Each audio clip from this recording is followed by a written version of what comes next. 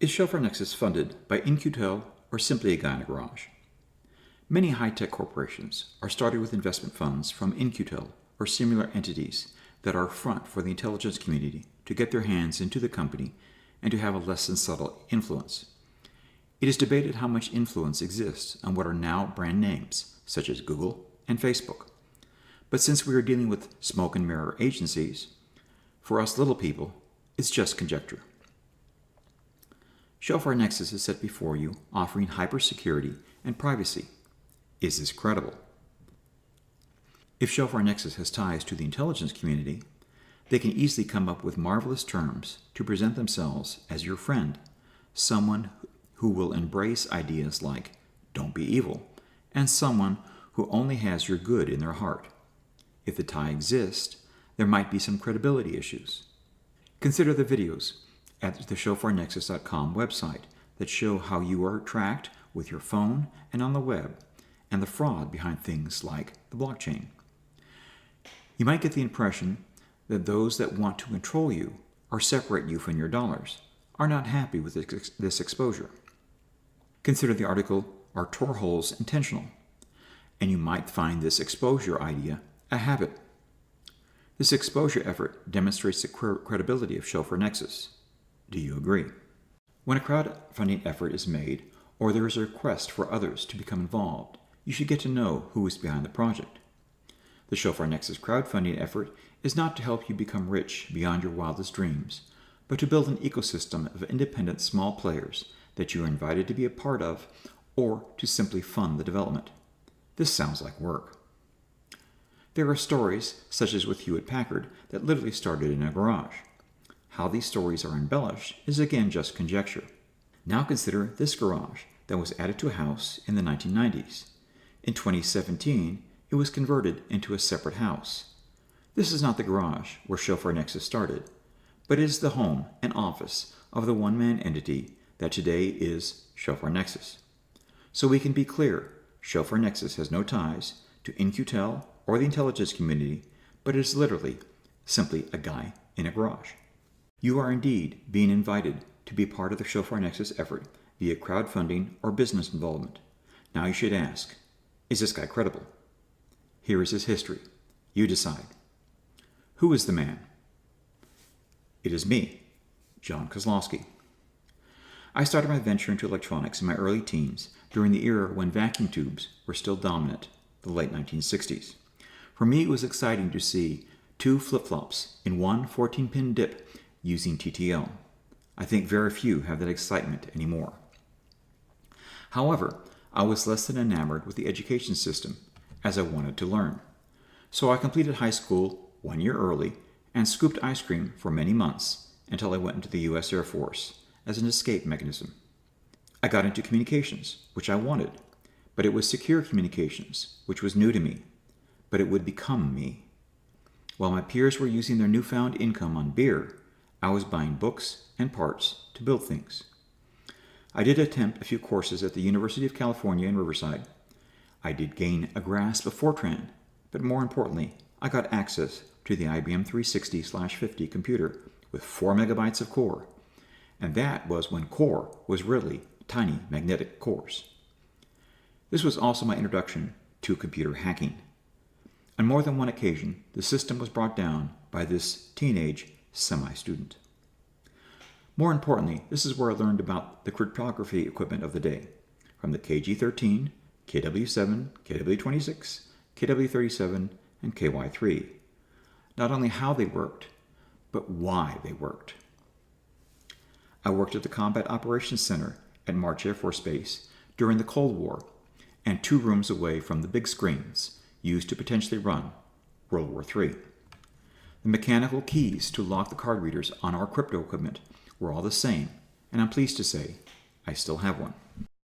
The paper cards that were the daily codes were destroyed immediately after use, sometimes by burning them, other times by running them in a blender. And yes, one of those formerly top secret cards is still in my possession, but not very usable. While I knew how to take the system down, I also knew better. But a friend and I, on a quiet evening, did make it appear to some that we went down for about 10 seconds. It caused a delightful panic.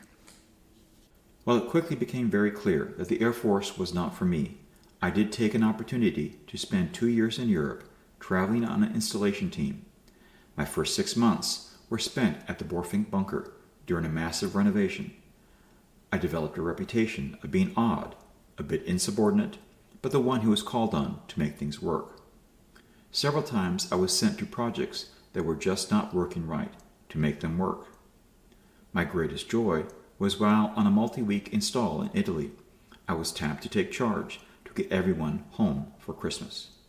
We worked 16-hour days, and the guys celebrated Christmas with their families.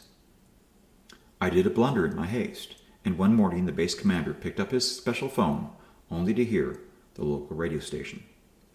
We make mistakes. I continued to build things, including my first computer with 256 bytes of memory and a terminal using an oscilloscope as a display.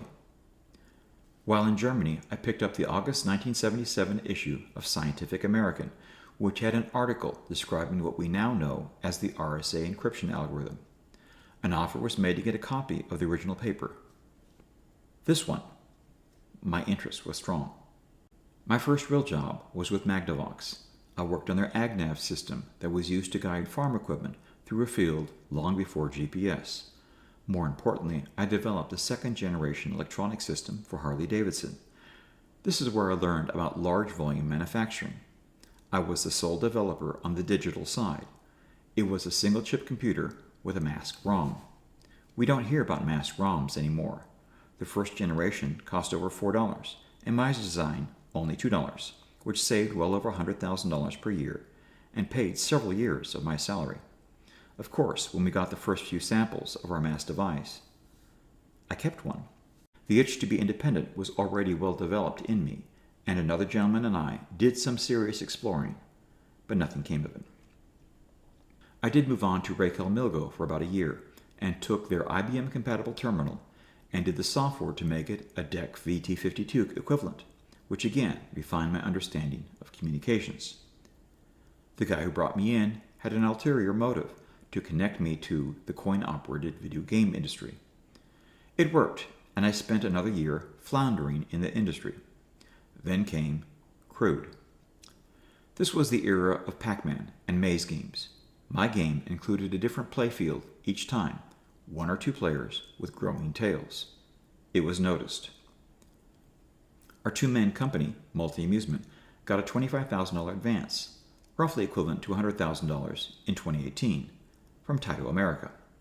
Our agent was Mr. Ray Kassar, who had just stepped aside from being chairman of Atari, the fastest growing company in history. We had high profile and were doing well. That year, the coin-operated industry collapsed, and with my own errors, we did too. The name Multi-Amusement was a compromise on the multi-computer idea that I wanted to pursue. Simple computers communicating together, as communications seems to be in my blood. We restarted as Heritage Systems and went on for about 2 decades with some noted successes. The easiest that most people would recognize is this room, the trading floor of the New York Stock Exchange. The last generation of CRT-based displays in the early 90s used $1 million of display controllers from Heritage Systems. The hardware design, PC board layout, and all the software was developed by me. I stood on the trading floor after the first close over 3,000. It was a few years back. We also provided display controllers for cattle scales, NASA, the DoD, and a company that had a text-based vending machine that predated what we now know as Redbox. Our longest running market was the hosiery industry, especially with the HSC 5100. A whole lot of socks were knit over the years, including these with my initials and my wife's. Considering this is the early 1990s, we were pioneers in using a touch panel, a fiber optic network between machines, and the connection between the main board and peripherals was a design that was similar to, but predates, the now ubiquitous USB. The display controller industry was commoditized, and we were gone. In 1998, ShofarNexus was born, originally called Shofar Media. Work on it has continued, and the design has been highly refined to be simple and reliable. But there have been issues, and lots of them. it is hard to build a framework to give away while continuing to eat. Over time, ShofarNexus matured to be not just a program, but the whole operating system. While it runs as a program on a standard OS, it is designed to be the sole program on a device. A program can be very secure, but if the OS hosts another program that isn't, you have a problem. ShofarNexus provides secure communications using the Matryoshka protocol. It is not simply encrypted, but fully untraceable. There is no metadata exposed, and no evidence when real communications takes place. ShofarNexus can offer invisible routing, a technique to allow your home or business to communicate on the web while giving no indication you are connected to the web. ShofarNexus can offer private domains and private routing so that no central authority is required or can take you down. A significant goal is to use ShofarNexus to run a cell phone that does not require your phone to remain in constant contact with local cell towers, but still receive calls, to allow your calls to be fully anonymous and untraceable, to be unlike other phones that track your movements and record your every word, but instead allow you to be private. This is a serious and reachable goal. I need help to make it happen. ShofarNexus is intended to be put in the public domain. When you get the program, the source code is embedded.